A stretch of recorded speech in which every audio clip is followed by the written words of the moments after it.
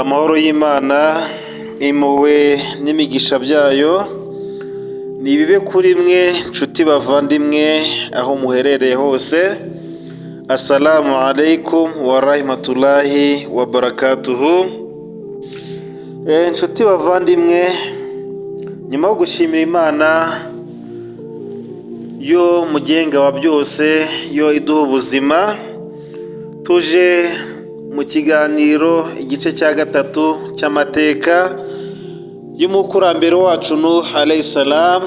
Mu bice biheruka twabonye uko abantu banze kumvira Nowa, bakanga kumvira Imana, nk'aho bidahagije bakamunaniza mu mugambi yari atangiye wo kubaka inkuge. Twasize tubonye uko Imana yasuzuguje abanze kumvira Nowa, ndetse bakanamuhemukira bashaka gukoma mu nkokora umugambi wa Nyagasani. Wowe rero tugiye kubana muri iki kiganiro, biragera ku musozo usobanukiwe uko abantu binjiye mu nkuge. Ese ni bande bayinjiyemo? Ese bamaze kugera mu nkuge ni gute abantu barimbutse?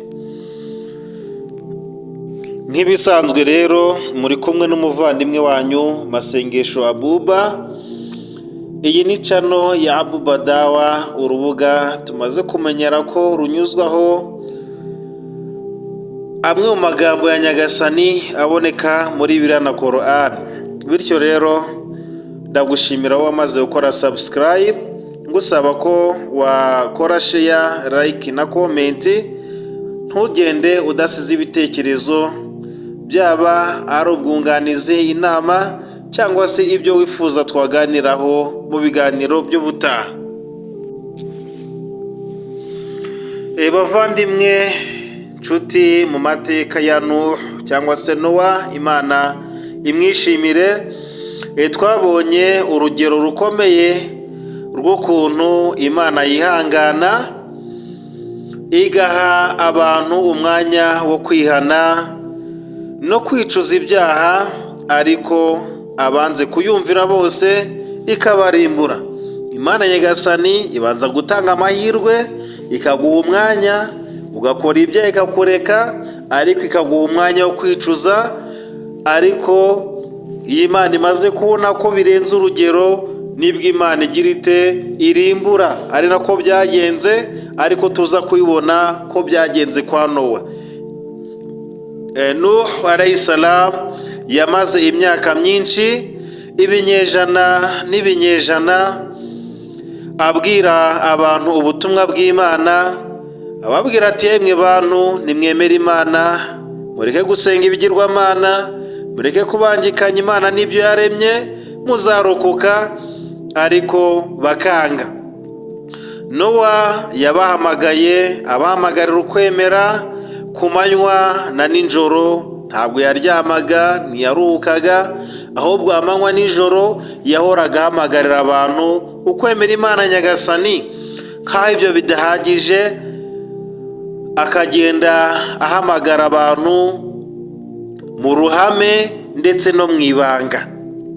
Hari abo byabaga ngombwa ko yigisha mu ruhame, hari n'abanyacyubahiro yasangaga mu ngo zabo bavandimwe, akabigisha mu ibanga, ariko nta kindi bakoze uretse ko bamusekaga, bakamwita umusaza, bakamwita n'umusazi, bakomeza kumwanga ndetse no kumutesha icyubahiro n'agaciro muri rubanda. Nk'uko tubisanga muri Quran, igitabo gitagatifu, isura yitiriwe Nuh, aya ya 5 kugeza kuri aya ya 6.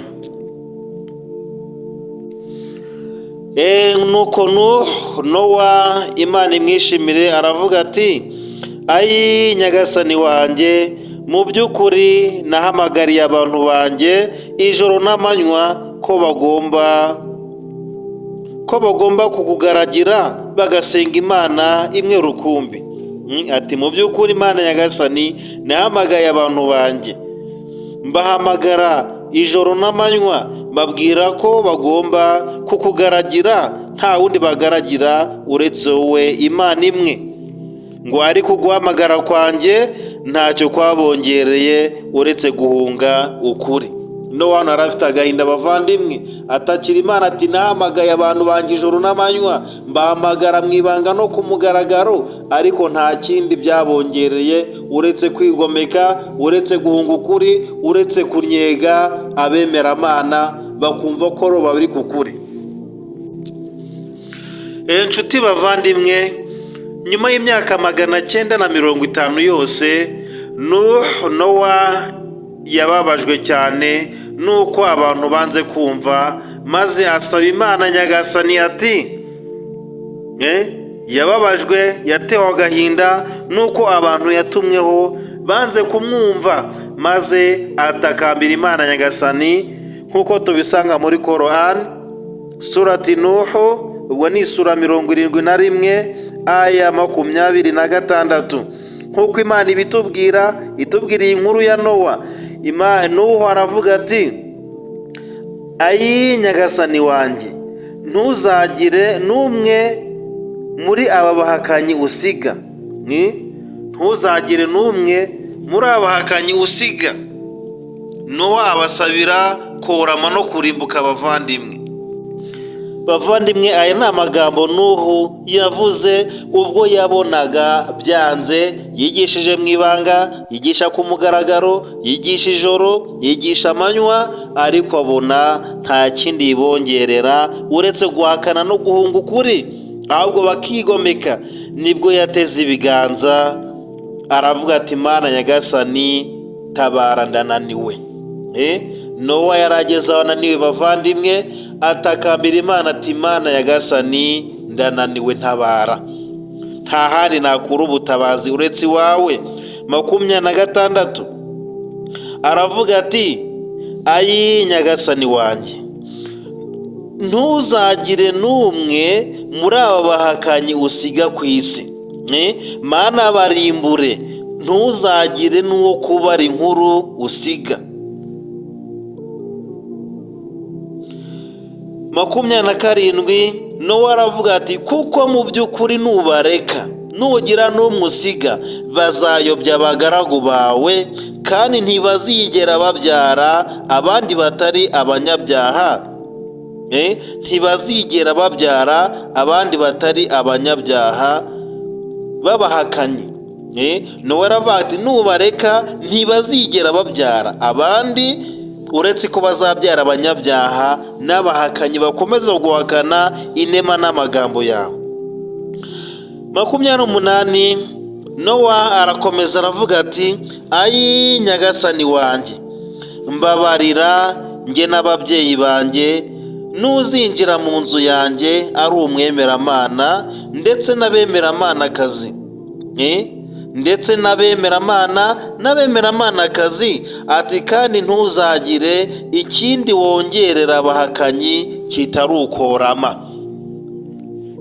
Nowa yatangiye abatakambira ati yemwe bantu banjye, nimwemera Imana muzatsinda. Ariko bamaze gutsimbarara, Nowa yaravuze ati kandi Mana Nyagasani, ntuzagire ikindi wongerera abahuguje, ntuzagire ikindi wongerera abakwigometseho kitari ukorama. Umuvumo wawe nube kubahuguza ndetse n'abaguhakana bose. Inshuti bavandimwe, nyuma y'uko Nowa amaze gutakambira Imana, asaba Imana ko yarimbura buri muhakanyi wese wamwigometseho, ibi nibyo byatumye Imana ifata icyemezo gikomeye cyo kubarimbuza umwuzure utarigeze kubaho kuva isi yabaho. Byatumye Imana ibamanurira amazi, ibarimbuza umwuzure utarigeze ubaho kuva isi yabaho. Imvura ikomeye yaraguye, amazi menshi atagira ingano amanuka ava mu ijuru, andi azamuka ava mu butaka. Bivuze ngo bagotewe hagati, amazi amwe yamanutse mu ijuru, andi azamuka ava mu butaka atagira ingano, maze isi yose yuzurwamo n'amazi kugeza ubwo imisozi yose yarengewe bavandimwe. Kubw'uburakari bw'abantu banze kumvira amagambo y'Imana, bituye Imana ibamanura ibihano bikakaye. Iyi nkuru rero tuyisanga muri Korani ndetse no muri Bibiliya. ngo kandi ibitabo byombi bihuriza ku ibintu by'ingenzi. icya mbere bihurizaho uko Imana yategetse no kubaka inkuge. Abemeye bayinjiyemo abanze kumvira bararimbuka. Imvura nyinshi n'umwuzure byakuyeho ibyari biri ku isi byose, bikuraho ibyari biri ku isi byose uretse inkuge, kuko yo itigeze igerwamo n'amazi. Ibindi byose byari biri ku isi byavuyeho uretse inkuge yonyine itarigeze yinjirwamo n'amazi. Bavandimwe, uko Imana rero yategetse Nuhu kwinjira mu nkuge, nyuma y'uko Nuhu amaze kubasabira ibihano, Imana yamubwiye ko igiye kubarimbura, imutegeka kwinjira mu nkuge, nk'uko tugiye kubisanga muri surati Hud aya ya 40 kugera kuri 41. Hano Imana Nyagasani Allah subhanahu wa ta'ala aravuga ati, aratubwira ati, nuko ubwo itegeko ryacu ryo kubahana ryasohoraga, maze itanura ritangira gupfupfunukamo amazi afite imbaraga. Ngo nuko ubwo itegeko ryacu ryo kubahana ryo kubarimbura ryasohoraga, ngo maze itanura ritangira gupfupfunukamo amazi afite imbaraga, nk'ikimenyetso cy'uko ibihano bya Nyagasani bije. Imana iti, twaravuze tuti, yewe Nowa, shyira mu nkuge. Twaravuze tuti, yewe Nowa, shyira mu nkuge ikigabo n'ikigore bya buri nyamaswa, ndetse n'umuryango wawe, uretse abaciriweho iteka ryo kurimbuka. Shyira mu nkuge inyamaswa, ikigabo n'ikigore, ndetse winjize n'umuryango wawe, uretse abaciriweho iteka ryo kurimbuka, ari bo umugore wawe n'umwana wawe. Hano byumvikana neza ko Imana iri kutubwira ko umugore wa Nuhu alayhi salam, nyuma y'uko Nowa yavunitse ziriya mvune zose yigisha abantu kwemera Imana, umugore we n'umwana we bararimbutse. Bavandimwe, bivuze ngo kuyobora n'ukw'Imana ntako Nowa atagize ngo yigishe umuryango we, ariko byarangiye umugore we n'umwana we barimbutse, nk'uko Korani iri kubitubwira. Ati, uretse abaciriweho iteka ryo kurimbuka, ari bo umugore wawe ndetse n'umwana wawe, unashyiremo abemera.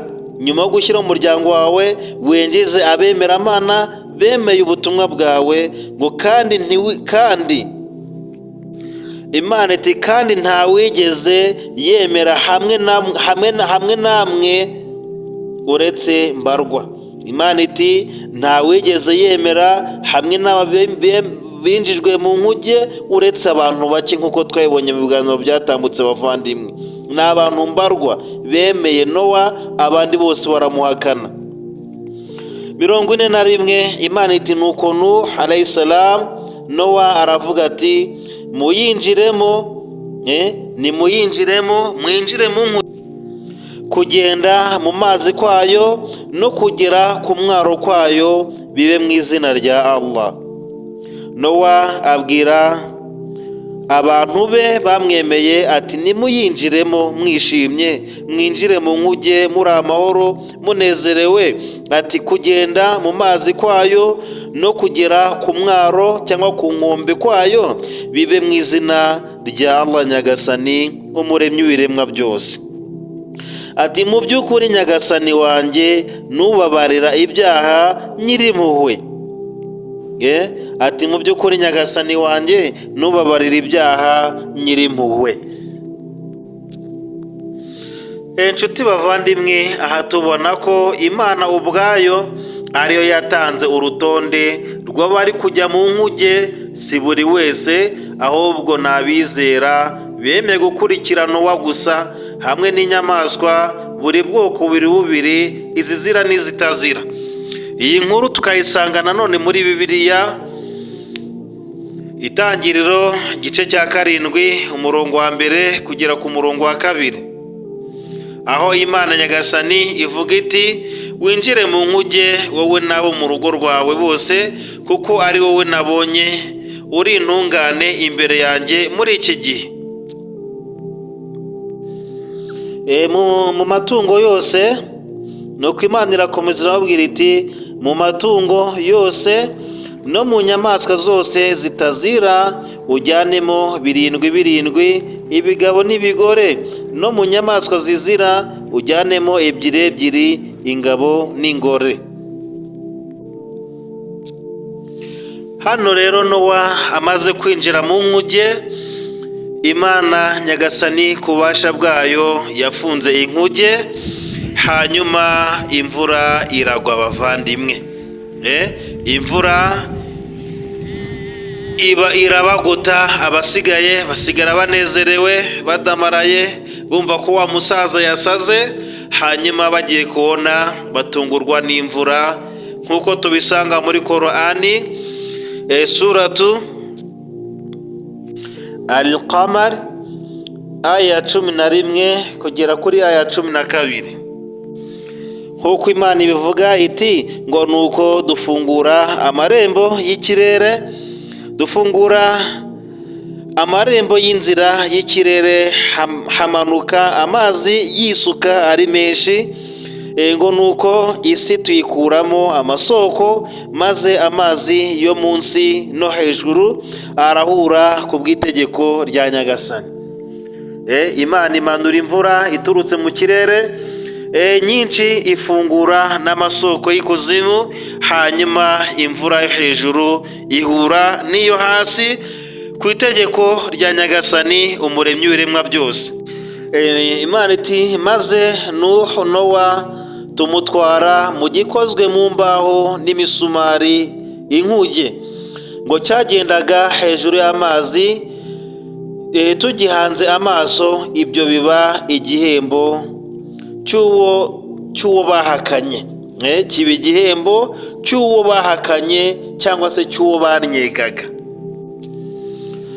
Nshuti bavandimwe, aha byari bidasanzwe, byari biteye ubwoba ubwo amazi yamanukaga avuye mu ijuru, nk'imvura idasanzwe batari barigeze babona, kubera ko ntago bari bazi imvura uko imera. Imvura rero yaje ari nshya kuri bo, noneho iza ari idasanzwe, ari inyanja y'amazuku, ngo kandi amazi aturuka mu butaka, ngo kandi yari amasoko adasanzwe. Yaba imvura hejuru yari irimo inkuba ziteye ubwoba, yaba amazi yo mu butaka yari ateye ubwoba kandi adasanzwe bavandimwe, nk'uko tubisanga mu gitabo cya Bibiliya Itangiriro 11, Itangiriro igice cya 7 umurongo wa 11 kugera ku murongo wa 12. Nk'uko Imana ivuga iti muri Bibiliya ngo mu kwezi kwa 2 ku munsi wako wa 17 amasoko y'ikuzimu yose arazibuka, ingomero zose zirafunguka, ngo ndetse n'ingomero n'urugomero rwo mu ijuru, ngo ndetse n'imigomero yo mu ijuru yose iragomororwa. Imvura imara iminsi 40 igwa mu isi ku manywa na nijoro. Imvura igwa ijoro n'amanywa, nta kiruhuko, igahera mu gitondo ikagera ikindi, nta kugabanuka, ahubwo ifite umurego uteye ubwoba, kubera ko hari ibihano bya Nyirimpuhwe. Imvura ikomeje kugwa rero ubudahagarara, ya nkuge Nuhu alayhi salam yubakiye ku musozi, bavanguye inkuge izagera mu mazi gute kuri hejuru y'umusozi? Amazi yaje kuyisanga kuri wa musozi, hanyuma ku bubasha bw'Imana amazi arayiterura ijya hejuru, nk'uko tubisanga muri sura Hud, Quran isura 11 aya 42, aho Imana Nyagasani ivuga iti, haravuga ngo ubwo ya nkuge yari batwaye amazi amaze kuyiterura, ngo ubwo ya nkuge yari batwaye, Nowa n'abamwemeye n'abamukurikiye, ubwo ya nkuge yari batwaye hagati mu muhengeri umeze nk'imisozi. Wari umuhengeri uteye ubwoba bavandimwe, aho amazi yaza ukagira ngo ni umusozi ukugwiriye. Ngo ubwo ya nkuge yari batwaye hagati mu muhengeri umeze nk'imisozi, Nowa yahamagaye umuhungu we wari witaruye ati, wa muhungu wari wanze kwinjira mu nkuge, wari wanze kwemera, yamugiriye nk'umubyeyi bavandimwe. Emosiyo zaramufashe.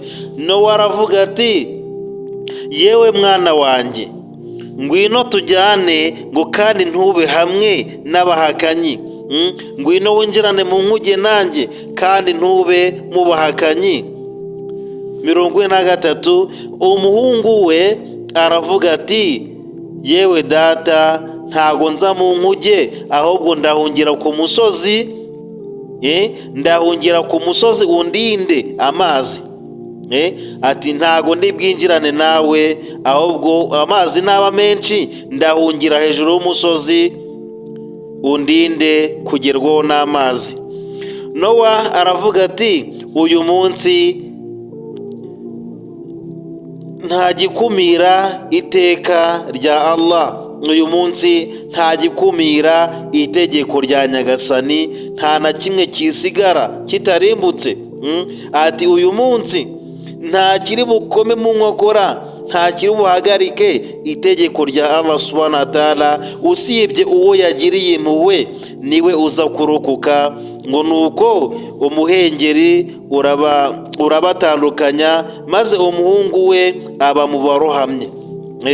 Amaze kuvuga ibyo, amaze kububwira ngo uyu munsi nta gikoma mu nkokora itegeko rya Allah, umuhengeri waraje urabatandukanya, uterura Nuhu alayhi salam mu nkuge n'abari kumwe nawe. Hanyuma umuhungu na nyina baba mu barimbuka. Iherezo ryabo riba iryo ngiryo bavandimwe. Nshuti bavandimwe rero, inkuge ntiyari ubwato busanzwe, ahubwo yari igikoresho cy'uburinzi cyateguwe n'Imana ubwayo.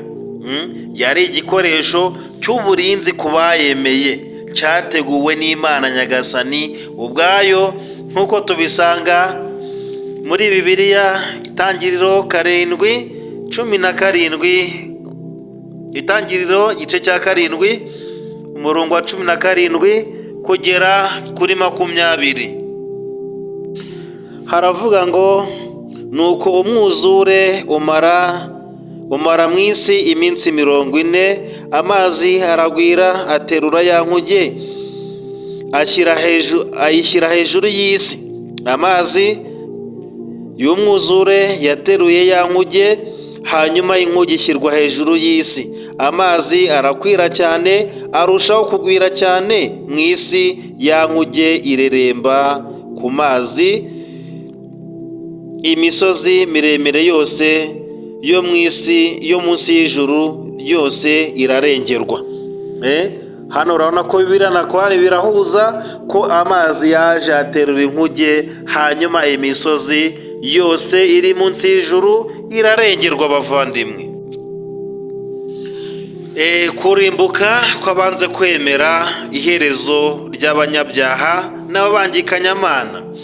Abanze kwizera bose, abanze kwemera ubutumwa bwa Nuhu alayhi salam, abanze kumva ububurizi, bararimbuwe, nta n'uwo kubara inkuru wasigaye. Inshuti bavandimwe, nk'uko tubisanga nanone muri Korani, surati Hud aya 44, Imana Nyagasani iravuga iti, maze Nyagasani Allah subhanahu wa ta'ala abwira isi ati, yewe wasi we, mira amazi yawe, nawe wa kirere we, hagarika imvura yawe. Nuko amazi arakama, iteka ryo kuboreka riba rirasohoye. Maze inkuge ihagarara ku musozi witwa Judi. Nuko havugwa imvugo igira iti ukurimbuka kubaye ku bantu baba bangikanyamana. Havugwa imvugo Imana imaze gutegeka iti wasi we hagarika amazi, nawe wakirere hagarika amazi, ngo imisozi inkuge ihagarara ku musozi witwa Judi, ngo nuko havugwa imvugo igira iti ukurimbuka kubaye ku bantu baba bangikanyamana. No muri Bibiliya Itangiriro 7:21 kugera 23 haravuga ngo ibifite umwuka w'ubugingo bose, ngo ibifite umwuka w'ubugingo mu mazuru byose, ibiri ku butaka byose birapfa. Ibifite ubugingo byose biri ku butaka birarimbuka, uhereye ku bantu n'amatungo n'ibikururuka n'inyoni n'ibisiga byo mu kirere bitsembwa mu isi. Nowa wenyine arokokana n'ibyo yari kumwe nabyo mu nkuge. Nowa wenyine arokokana n'ibyo yari kumwe nabyo mu nkuge. Amazi amara iminsi, inkuge ijya ku musozi, amazi agenda akama. Iryo riba iherezo ry'abahakanye ukuri, riba iherezo ry'abigometse ku Uwiteka Nyagasani. Nshuti bavandimwe rero, uku niko iherezo ry'ababangikanyamana, iherezo ry'abanyigaga Nowa, iherezo ry'abigometse ku Uwiteka uhoraho, uku niko ryabagendekeye. Bose barengewe n'amazi, nta n'umwe warokotse, nta wabonye ubutabazi, yaba umugore wa Nowa ndetse n'umwana we, bose bararimbutse. Nubwo umugabo yabwirizaga ibyiza, ariko bari mu bamurwanya. Isomo rero dukwiye gukuramo iyi nkuru ya Nowa ni uko abari mu nkuge ni abantu bumviye Imana kandi bakanayizera, nibo barokotse, nta n'umwe uhuguza, kuko Nowa yarasabye ngo ntuzagire n'umwe urokora. Abanze kumvira bose, nanone abanze bose kumvira Imana,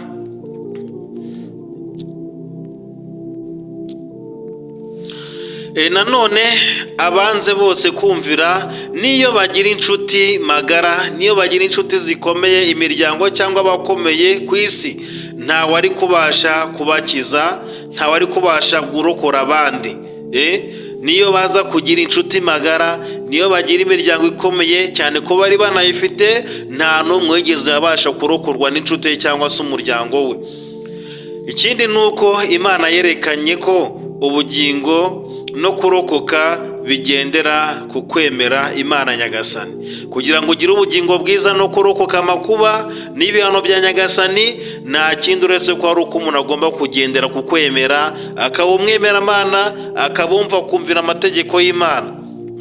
Kandi ibi bitwigisha ko kwizera Imana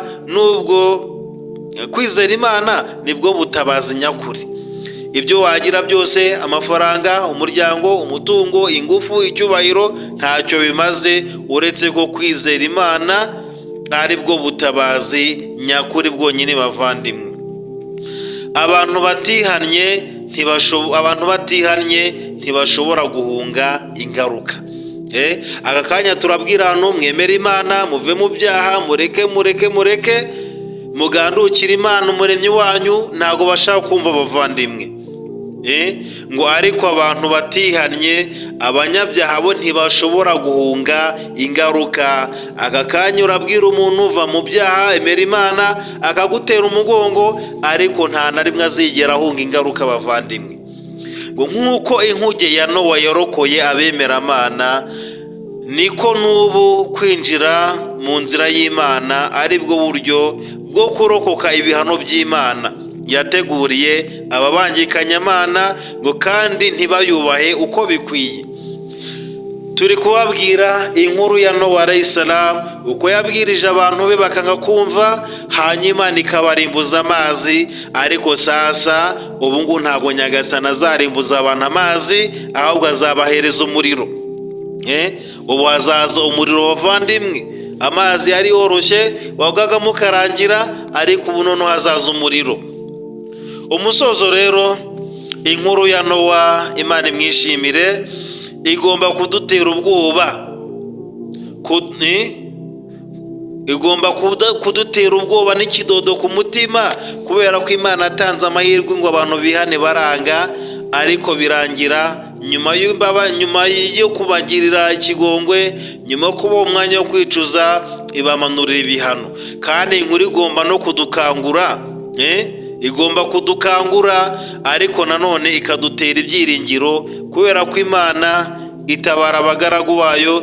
Kuko uko byagenze mu gihe cya Nowa, niko bizongera kuba ku munsi w'imperuka, ngo kandi abizera bazarokoka, abanze kumvira bazarimbuka. Ariko nanone Imana izabarimbuza umuriro, ntabwo izarimbuza amazi. Bityo dusaba Imana ko yaduha kuba mu mvu bakumvira, nshuti bavandimwe.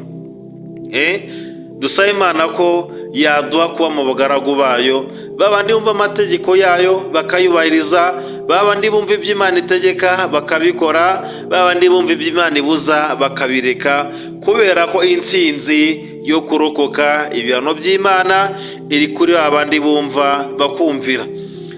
Bityo rero nshuti muvandimwe, we tugeranye k'uyu munota, ndizera ko usobanukiwe uko Imana yatabaye Nowa abanzi be, uko Imana yarokoye Nowa n'abamukurikiye, uko Imana yarimbuye abayigometseho, ntigire n'umwe irokora wo kubara inkuru.